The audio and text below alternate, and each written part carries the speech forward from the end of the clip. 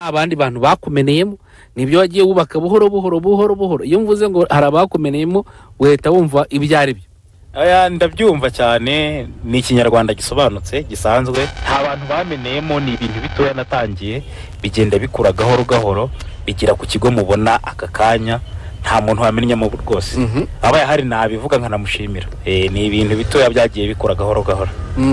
Nundi yabishobora ni ukwiyemeza. No kwiyemeza. Hakera abantu dukorana barabizi cyane nakunda kuvuga ati ngenda gurisha uburiri sinshaka kuryama kubera ko ubukene bugiye kunyica, ukanakunda kugakoresha. Ibyo bintu byabayeho se nyine byari forume nyine yo kuvuga ko nka nshishikaye mu kazi cyane, ndafite n'umwanya wo kuryama kandi njye uburiri ndabugurisha kugira ngo ndatekereza no kuryama kuko ndashaka gukanga ubukene, ndashaka kwirukana ubukene. Ukaba nakunda ukavuga nyine ni ukwiyemeza, ukavuga ati byanze bikunze ibi bintu ndabishaka ndabikora kandi ndabigeraho. Mu kwiyemeza harimo ubushobozi. Ubukene rero warabwirukanye wimika ubukire. Ubu nicyo mvuga, kubera ko niba ufite iki kigo gikomeye gutya ukaba utangiye kugabura amashami mu majyaruguru, ukaba uri no gutekereza mu majyepfo uti namwe rwose ndaje namwe mbagabeho ishami kugira ngo nkomeze nubake bizinesi. Ni ibintu bimaze kugera kuri. Ntabwo bimeze nk'uko umuntu yatangiye business yarakuze, yirumva ari yitangiye kubyara iba yakuze ubwayo, ntabwo umwana byara. Business yarakuze nibwo mpamvu yatangiye kubyara, kandi nundi wese yabikora, nundi wese yabishobora. Nta tekiniki idasanzwe nakoresheje, amahirwe adasanzwe nagize, nta maji rwose, ntabwo ndi magicien. Ni ukwiyemeza. Ariko iki kintu ko tukivuga buri gihe, ibintu byo kuvuga ngo hari izindi tekinike, ngo ari umaji, ngo ari iki, amafaranga abandi bayakura he, akareba bitana akamumva ntacyo bimaze mu mufuka we, n'umuntu yajya kubinywera akareba ibyo 10 akavuga ati buse bundi ndabigenza nte. Kandi twabageraho mwebwe tukumva muravuga muti nta bumaji, n'ibyo 10,000 n'ibyo 5,000 byakubera igishoro. Icyo mpamya nge ku giti cyanjye mu kuri nta maji irimo, nta hanani igishoro cyavuye mu gukora cyane, ndetse no gutinyuka ugakora ibintu bitoya ukabifokasinga ukabishyiraho umutima wawe ugashaka uburyo byakura byanze bikunze. Ndetse no kuba nta n'amahitamo nari mfite, kuko nge navukaga mu muryango ukennye, nta muntu ari mfite ushobora kunsunika, nta mukuru wanjye cyangwa papa cyangwa ngana guhamagara ngo mubwire ngo mfashe ngurize miliyoni nzayikwishyura, ndetse no muryango wose ntawe nari mfite. Kwisanga rero muri iyo situation yuko ubukene ari ugomba kubwikuramo ngiye ubwanjye, nta yandi mahitamo nari mfite uretse nyine kurwana nabwo. Gukora nyine urugamba rw'ubukene ntabwo rworoshye, kuko izindi ngamba usanga zikenera intwaro runaka wenda wajya kugura, ariko urugamba rw'ubukene birashoboka kurutsinda, ariko ntirworoshye. Bisaba kwiyemeza, kudacika intege, guhora wumva ko ejo bizagenda neza kandi ukabiharanira, aho kuzinduka kuvuga ngo kujya kose bizagenda neza rukiri kuryama. Ntabwo bizagenda neza, ahubwo bizagenda nabi kurushaho. Nigeragira mema ntibizagenda neza byanze bikunze, kandi nkarwana nyine urwo rugamba rw'ubukene ntizigame. Hanyuma hari benshi batwereka ko baduteza amatwi, hari benshi badukurikira, rimwe na rimwe akakubwira ati rwose uwo muntu ndumva yamfasha, ndumva yangira inama, ashobora kuba yanabicururiza mu cyaro cyangwa se ashobora kuba yabirepara. Mwebwe tugenda tugeraho muri kazi kose duhinduye, kubera ko tugenda duhindura nyine akazi, tukajya mu bahinzi, tukajya mu borozi, tukajya mu babaji, tukajya mu bafundi.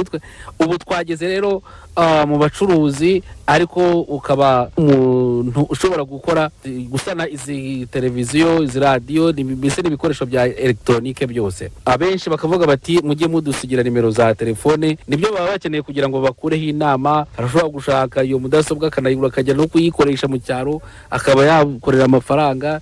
Arashobora gushaka iyi televiziyo hano cyangwa se akaza akabirangura akajya gucuruza nawe hirya no hino, bikaba bibyaye akazi gashamikiye kuri aka ngaka wihangiye. Bati rero muzajye muduha nimero za telefone kugira ngo babasobanuze mu by'ukuri we akora iki, kafite ibihumbi wenda 50, kafite ibihumbi 100, kafite ibihumbi 20 cyangwa se ibihumbi 10, arabimaze iki? Mwebwe mwagiye mutekereza business zigahama zikagera kure, niyo mpamvu tugerageza kubageraho kugira ngo muzajye mubagira inama, kandi kuko muzajye muzibaha. Bahe nimero ya telefone nta kibazo. Nta kibazo, ndabaha nimero, bashaka kumpamagara bagishe inama nta kibazo rwose. Nimero yanjye ya telefone ni 07 88 35 75 23. 07 88 35 75 23. Iyo niyo nimero ku telefone nkoresha. Hanyuma rero ubu ngubu uragana hehe? Icyerekezo kuva kuri urwa rugendo rurerure nababwiye, ubu icyerekezo ni ukushinga uruganda rubikora hano mu gihugu. Nicyo cyerekezo cy'igihe kirekire, no kuzava kukurira indege umuntu agiye kubigura, ahubwo tukaba twashinga uruganda rubikora, kandi hamwe n'igihugu cyacu bizakunda. Tuzabishobora muri IT zone gushinga uruganda rwose rukora ibi bintu by'ikoranabuhanga. Ndabizi ko ruhenda kubera ko hari inganda nasuye zibikora muri za ngendo zo kugenda mu mahanga. Nagize mu mugisha wo kuba nasura inganda zibikora, ndabibona birahenze, ndabizi ni indoto ariko zishoboka. Nyuma yo kugera kuri ibi ngibi ndetse no kwegera igihugu cyose kuri service, kubera ko rurakenewe mu gihugu, niyo ntumbero rwose cyangwa niyo gahunda, niyo cyerekezo cy'igihe kirekire kuzashinga uruganda rukora mudasobwa. Bizakunda, ubumenyi ndabufite, icyo bisaba ndakizi, ibikoresho bikoreshwa mu ruganda ndabizi kuva kuri A kugera kuri Z, akantu kose ndakazi. Igisigaye ni ukuzegeranya ubushobozi, ndetse umuntu akaba yanakwegera n'ibigo by'imari birahari. Umushinga wizwe neza, uruganda tuzarushinga. Icyo mbwira abantu ni uguhera aho uri kandi ukagira intumbero mu buzima bwawe, ukavuga ngo nzakora ibi, nzabikora igihe kingana gutya.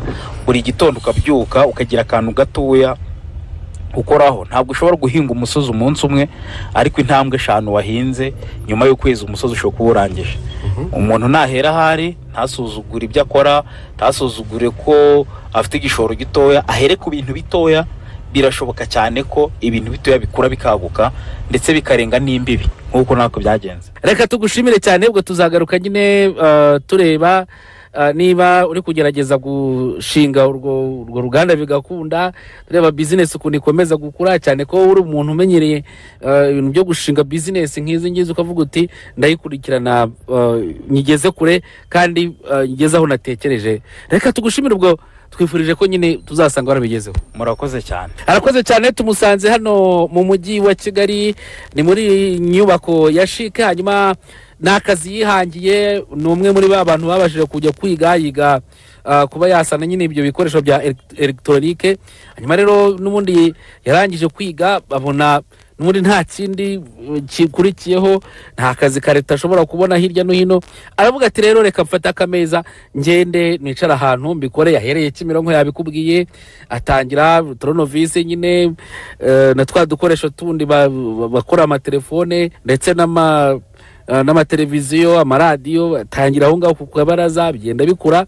Yakubwiye ati nakoreraga ibihumbi hagati ya 5 n'10, atari ko ngewe nakoraga uko nshoboye kugira ngo nkoreshe 2 andasigaye nyabike. Hanyuma rero ubwo yari afite gahunda yo kugira ngo azashinge ikigo gicuruza amateleviziyo, computer, laptop, amatelefone atandukanye, akita IT zone. Ni ikigo Kigali nk'uko twabibonye, yagabye n'amashami mu karere ka Musanze. Ari kuvuga ati ngiye no gutekereza no kugaba ishami mu majyepfo. Ati nzajya mu majyepfo, ntabwo nza akarere azajyamo ko mu majyepfo, ariko byaba byose Huye n'umujyi mugari, ubwo ntekereza ko ariho wenda ari gutekereza.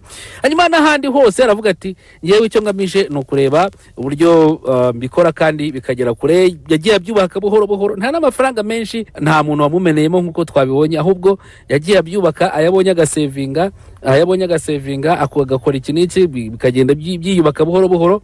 Hanyuma aravuga ati rero icyo ngamije ni ukubaka noneho uruganda rushobora gukora ibi bikoresho. Kandi koko urebye kuntu yubatse ibi ngibi, ukareba ahantu ageze, ukareba aya mashami, ukareba ukuntu iki kigo kimeze n'amafaranga akirimo, ntabwo twigize dutinda cyane ku mafaranga, ariko iyo byose na miliyoni menshi akirimo, urabona ko ibi ngibi bizakunda. Arakubwiye ati rero wowe icyambere ni ugutanga service nziza kuba kugana, ikindi ugatinyuka ugakora kandi ukagenda ukora ibyo ushoboye buhoro buhoro, ukagenda ubyubaka buhoro buhoro, birarangira ukagera kure, hanyuma ukagira amafaranga nkuko nawe yabiginje. Yahereye hasi ariko ageze kure. Numwe mu bantu ushobora gusura ukora urugendo shuri hano, icara ukaganira nawe uburyo ushobora nawe kugenda ukubaka business yawe, bikagira aho bikugeza, bikagira icyo biguha, ndavuga amafaranga nyine.